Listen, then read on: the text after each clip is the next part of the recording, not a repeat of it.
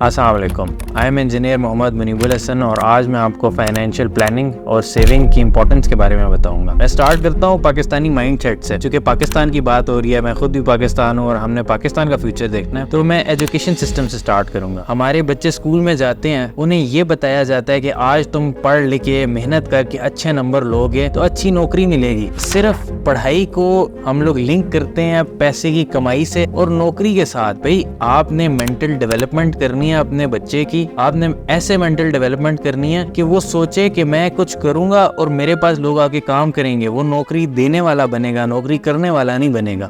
यहीं से मैं स्टार्ट करता हूँ सेविंग से। टिपिकल माइंडसेट क्या है हमारा पाकिस्तानियों का? बच्चा आया, स्कूल में दाखिल कराया। स्कूल में क्यों दाखिल कराया? ताकि नौकरी मिले। नौकरी नहीं मिलेगी तो छोकरी नहीं मिलेगी, छोकरी नहीं मिलेगी तो आगे फैमिली नहीं बनेगी। अरे भाई इस कॉन्सेप्ट से बाहर आना है हमें अभी, ठीक है? हमने प्रोडक्टिविटी की तरफ जाना है। पाकिस्तान प्रोडक्टिविटी की तरफ नहीं जा रहा।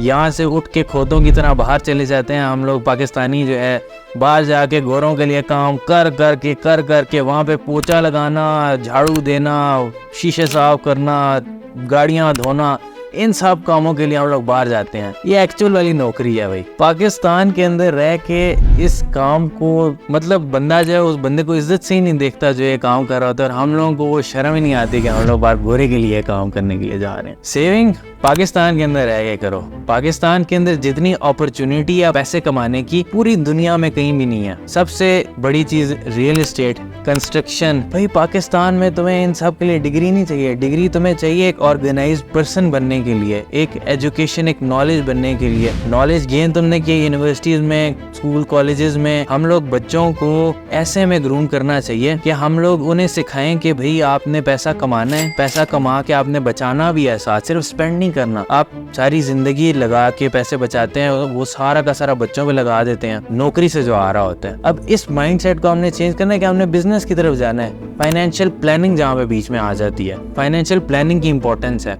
आपने कैटेगराइज कर दिया, आपने प्रायोरिटी सेट कर दी कि आपने टारगेट्स अपने सेट किए कि आज मैं 24 साल का हूँ, कल मेरी बर्थडे गुजरी है, आज मैं 24 साल का हूँ।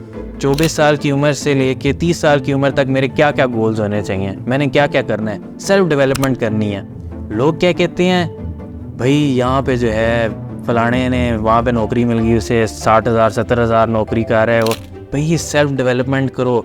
एक बड़ा फेमस कोट है, only man who never makes mistake is the man who never does anything.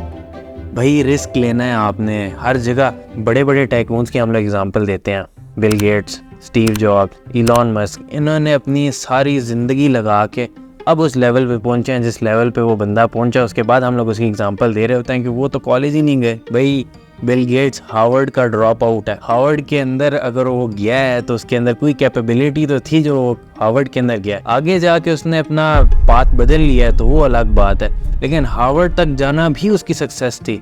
हम लोग तो हार्वर्ड तक भी नहीं पहुंचते। हम लोग कहते हैं वो फलाने ने जो है कॉलेज डिग्री भी नहीं ली, उसके बावजूद वो इतना बड़ा बिजनेसमैन बन गया। ये बात होती है, ये मेंटालिटी हमने चेंज करनी है। जो अंग्रेज हमारे ऊपर आए थे उन्होंने हमारे अंदर ये चीज़ जैसे सॉफ्टवेयर फीड कर दिया है। इस सॉफ्टवेयर से हमने अब एंटीवायरस बना के से लड़ना है और इस सॉफ्टवेयर को ख़त्म करना है। हर बंदा, हर बच्चा एक इंजीनियर है। वो नौकरी करने के लिए इंजीनियर ना बने, वो करे कि मैंने अपना पाथ बनाना है। मैंने इन्वेस्टमेंट की जरूरत किसी को नहीं होती शुरू में, खुद ही किसी ने पहचान बनानी है, अपनी मार्केट में एक नाम बनाना है। उस नाम को फिर बेचना होता है इंसान ने। हम लोग सारी जिंदगी काम कर के ऐसे ही गुमनाम, वहीं किसी को पता नहीं कौन। जो नाम बनाने वाले होते हैं उनके पास भी शुरू में कुछ नहीं होता। वो आते हैं, आके अपने स्किल्स बनाते हैं, डेवलप करते हैं और उन स्किल्स की मदद से अपने आप को ऊपर लेके जाते हैं, अपने लिए खुद सीढ़ी इंजीनियर करते हैं। वो फाइनेंशियल प्लानिंग हमारे लिए उस सीढ़ी का काम करती है। ये बहुत इंपॉर्टेंट चीज़ है। सेविंग्स के साथ फाइनेंशियल प्लानिंग। आपने सेविंग की, आज आपके पास एक एसेट है, कल आपके पास 2 एसेट होने चाहिए। 10 साल के पास आपके पास 6 एसेट होने चाहिए।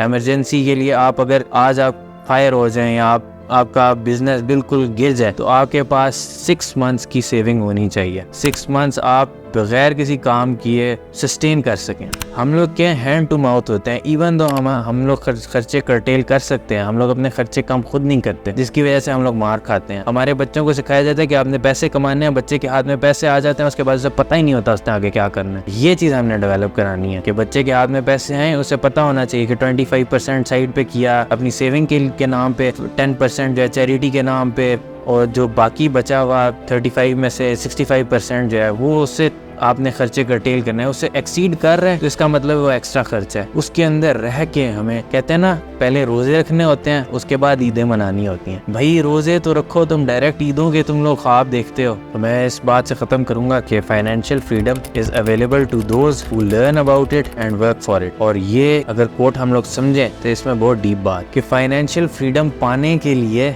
आपको पहले स्टडी करना है, उसके बाद उसके लिए काम करना है। और यहाँ पे जो है हम लोग एक और चीज लैक करते हैं, हम लोग अपनी दुनिया में आने का मकसद भूल जाते हैं। हमारा मकसद दुनिया में आने का पैसे कमाना नहीं है। आप काम करोगे, पैसे अल्लाह ने वैसे ही आपको दे देने। ये चीज हमें माइंड में रखनी है कि हम लोग एक्चुअल मकसद जो है हम लोग भूल जाते हैं, हम लोग जल्दी गिव अप कर देते हैं। हम लोग अभी एक होता है ना तवक्कल, हम लोग अपने ऊपर भरोसा नहीं होता। कहते हैं ना कि आपने मेहनत करनी है, नियत और मेहनत आपकी अल्लाह देखता है और उसके बाद अल्लाह ने आपको रिवॉर्ड करना होता है। तो आप मेहनत करते करते करते करते करते एक दफ़ा फेल हुए, दूसरी दफ़ा फेल हुए, तीसरी दफ़ा फेल हुए, फेलियर से डर जाते हैं कुछ लोग। फेलियर के बाद जो जीत का मज़ा है वो एक सक्सेसफुल आदमी को पता है। और ये फेलियर देखते देखते देखते अक्सर लोग ऐसे पॉइंट पे पहुंच जाते हैं जहाँ पे सक्सेस उनके 2 मिनट की दूरी पे होती है और वहाँ से वो बैकआउट हो जाए। तो patience, hard work, determination, dedication ये आपकी होनी चाहिए and you should be brave enough to face failure. और यही बात एक सक्सेसफुल एंटरप्रेन्योर और एक सक्सेसफुल आदमी को डिटरमिन करती है। Never give up.